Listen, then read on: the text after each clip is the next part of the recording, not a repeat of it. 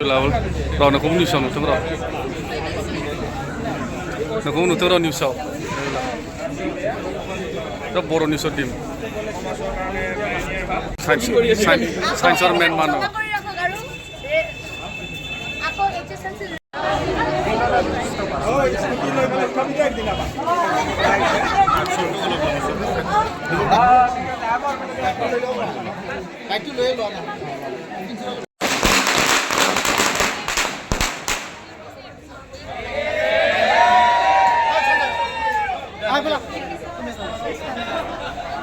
যোৱা বছৰত আমাৰ যিখিনি মানে সাহিত্যৰ বা আৰ্টৰ সমাজত হ'ব লগা আছিলে তাতকৈ এইবাৰ উন্নত আমি দেখাব সক্ষম হৈছোঁ। আমাৰ ষ্টুডেণ্টখিনি যথেষ্ট কষ্ট কৰি সেইখিনি পাবলৈ সক্ষম হৈছে। তাৰ কাৰণে আমি যথেষ্ট সুখী আৰু অনাগত দিনতো পাইনিয়াৰত যাতে এনেকুৱা ধৰণৰ ৰিজাল্ট হৈ থাকে আৰু এই ৰিজাল্টে যাতে টংলাত এটা গৌৰৱ কঢ়িয়াই আনিব পাৰে তাৰ কাৰণে আমি অহৰহ চেষ্টা নিশ্চয় কৰিম। সৰ্বাধিক নম্বৰ কিমান লাভ কৰিছে? সৰ্বাধিক আমাৰ আৰ্টছত 93.4 আৰু আমাৰ ছায়েন্সত 91 আৰু কমাৰ্চত 92। মুঠ কিমানমান ছাত্ৰ ছাত্ৰীয়ে পৰীক্ষাত অৱতীৰ্ণ হৈছে? টোটেল আমাৰ 300+ হ'ব।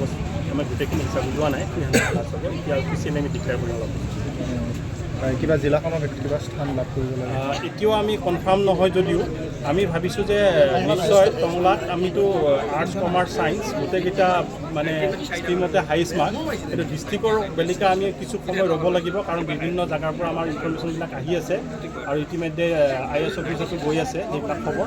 তাৰ ভিত্তিত আমি নিশ্চয় নিৰ্ণিত কৰিব পাৰিম আৰু আমি আশাবাদী যে ছায়েন্সত নিশ্চয় আমাৰ হাইষ্ট, যিটো যোৱা বছৰো আছে ডিষ্ট্ৰিক্টৰ হাইষ্ট আৰু এইবাৰ নিশ্চয়